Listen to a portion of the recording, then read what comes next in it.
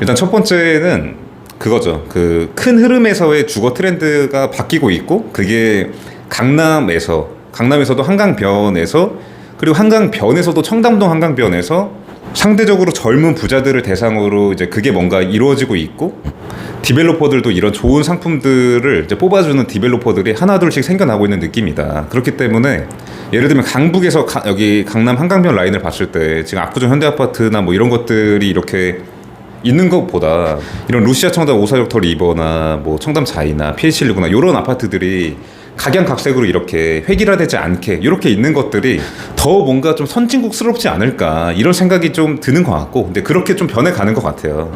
그래서 제가 전달드리는 이런 그 팩트들을 듣고, 물론 사람마다 생각하는 게 다 다르고 이제 구독자분들도 뭐 여러 가지 의견이 있을 수 있겠지만, 그런 거랑 별개로 어쨌든 이런 게 바람직한 현상인 것 같다.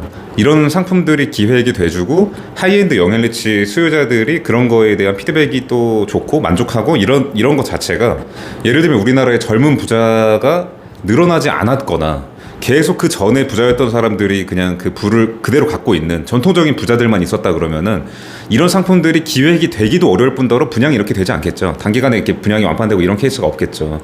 그러니까 여기서 이어지는 이 포인트, 그러니까 시사하는 바 두 번째가, 우리나라에서 이제 가장 부유한 그런 층의 연령대가 많이 낮아지고 있다. 그러니까 사실 이런 거를 아무리 부자라 그래도 여기를 뭐 세컨하우스로 쓰는 경우는 진짜 극히 드물 거 아니에요. 메인 집으로 쓰는 걸 텐데, 이런 거를 메인 집으로 쓰는 분이 뭐 고령의 부자 막 이런 분들보다는 아무래도 좀 젊은, 최근에 좀 이렇게 부자가 된 영앤리치 수요층이 더 많겠죠. 그렇기 때문에 그렇다는 것 자체가 우리나라에 그런 젊은 부자들이 많아졌다. 그러니까 부유층의 연령대가 많이 낮아졌다.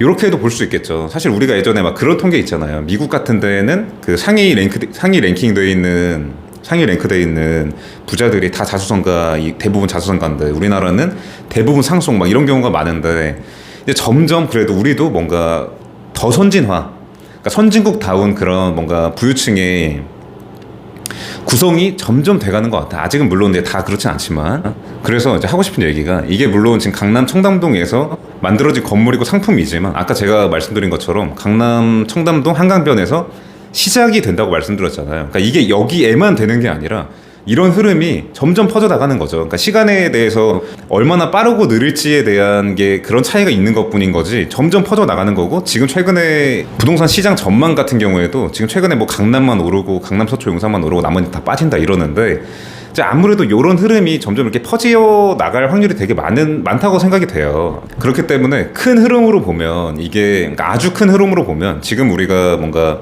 학군지나 애 키우기 좋은 환경 이런 데가 더 뭔가 값을 쳐주는 시장이라고 하면은, 점점 더 뭔가 그냥 내가 살고 싶은 집, 그러니까 뭐 아이나 학군 이런 거를 신경 쓰지 않고 그냥 내가 살고 싶은 집의 가치가 더 높아지는 이런 흐름으로 가게 되는 게, 그리고 이게 약간 또 씁쓸한 포인트가 또 있을 수 있는 거죠. 예를 들면 우리나라에 지금 출산율이 또 저조해지고 막 이러고 있는 상황이고, 또 부자들이 애기들을 많이 낳아줘야 되는데 막 안 난다 막 이런 얘기 하잖아요. 또 그런 것처럼 여유가 생길수록 그냥 내가 행복한 그 내 행복의 가치를 뭔가 중요시하게 되는 막 이런 흐름이 씁쓸하지만 있기 때문에, 뭔가 큰 흐름으로 보면 이제 그런 변화도 있지 않을까. 그리고 획일화된 그런 아파트에 대한 가치도 아주 큰 흐름으로 보면 점점 더 낮아지는 그런 형태가 될 수도 있지 않을까. 그러니까 이런 거는 이제 단기적인 부동산 시장 전망이랑 별개로,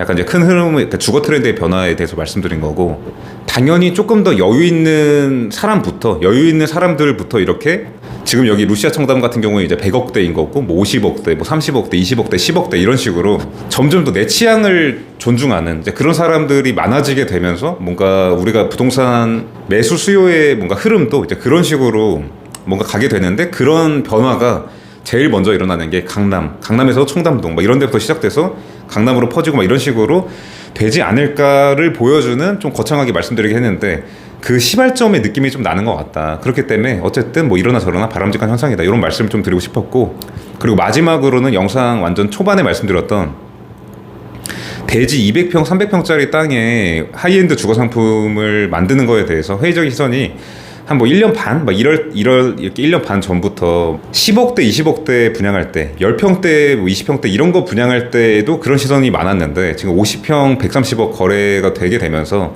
이런 거에 대해서 우리가 한 번 더 좀 생각을 해봐야 될 타이밍이지 않을까. 근데 여기서 중요한 게 그러니까 200평, 300평 대지가 작아도 상관이 없다가 아니라 대지가 작아도 되는 곳은 잘 된다. 충분히 하이엔드 수요층이 올 수 있고 상품성이 좋고, 근데 여기 상품성에는 또 입지가 많이 포함이 되는 거죠.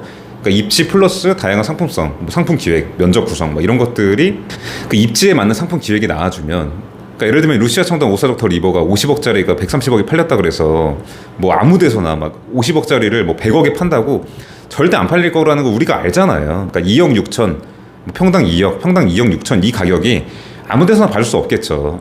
그렇기 때문에 그러니까 여기는 입지에 맞는 상품 기획이 이 50평을 한 층을 통째로 쓰는 이 기획이 너무 좋았던 거고 거의 베스트 선택이었던 거고, 다른 데도 입지에 맞는 상품 기획을 하면은 뭐 2억까지는 아니더라도 지금 사실 뭐 1억 5천 막 이런 것까지는 이미 거래된 사례들이 막 있으니까 그 정도 가격에서 이렇게 서서히 올라오는 그런 흐름이 되겠죠. 그래서 결론적으로 그러니까 우리가 이제 개인의 입장에서 투자하는 데 도움이 되는 걸 생각해 본다고 할 때도, 내가 만약에 강남에 투자를 하려고 하는데 그 중에서도 하이엔드 주거 상품에 좀 투자를 해보려고 이제 보려고 하는데 이런 200평짜리 300평짜리 땅을 소거해버리게 되면 할 수 있는 게 없다.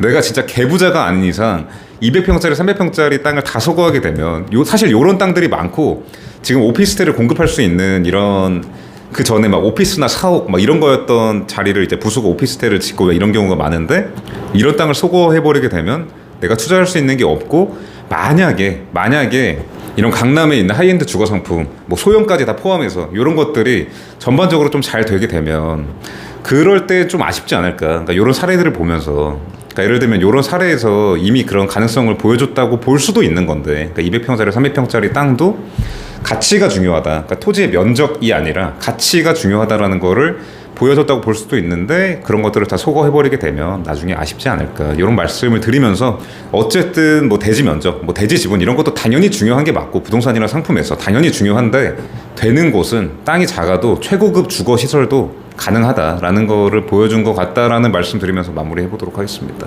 생각보다 영상이 너무 길어져서 다음 영상에서 3부 바로 이어가 보도록 하겠습니다. 긴 영상 보시느라 수고 많으셨습니다. 감사합니다.